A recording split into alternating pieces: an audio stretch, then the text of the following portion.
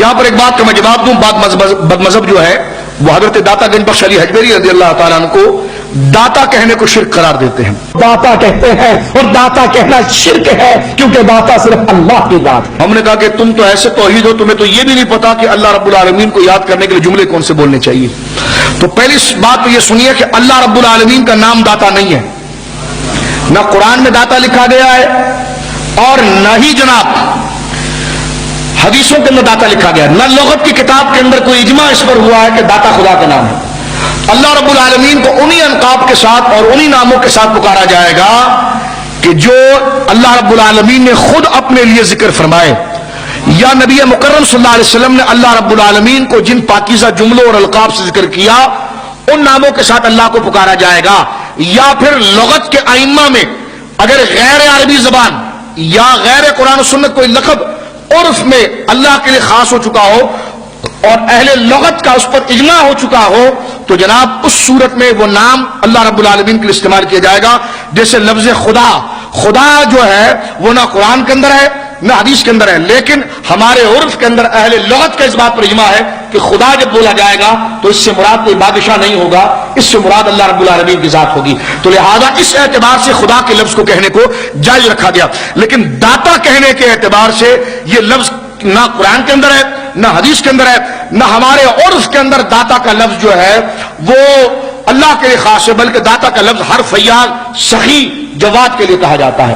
ٹھیک ہے, لہذا سخی, میاں, سائیں, داتا, سخی, اس کے مقابلے پر جو خود لفظ اللہ کے لیے موجود ہے وہ جواد ہے.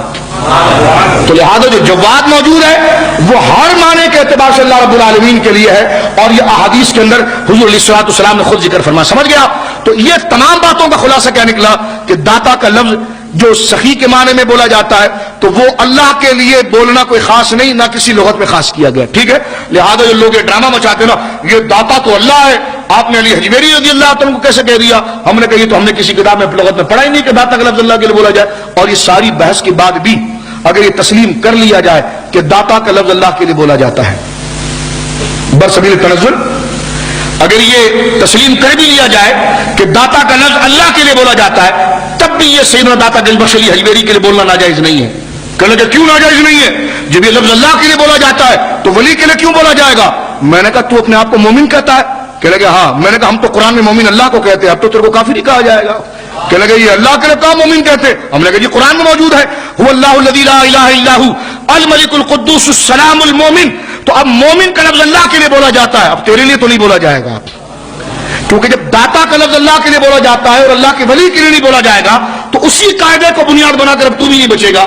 لہذا اب یہ بتا کہ مومن کا لفظ اللہ کو بولا جاتا ہے, اب تجھے بھی مومن کہیں گے تو شرک ہو جائے گا. نہیں نہیں نہیں, ہمیں بھی مومن کہا جا سکتا ہے, ایک خاص معنی میں اللہ کو بھی مومن کہا جا سکتا ہے, اور اس میں تعویل کر کے ایک خاص مجازی معنی میں اللہ کے لیے ہمیں بھی کہا جا سکتا ہے. تو ہم نے کہا اسی طرح اگر داتا اللہ کو کوئی کہتا ہے تو خاص معنوں میں حضرت سیدنا علی حجویری کو بھی کہا جا سکتا ہے.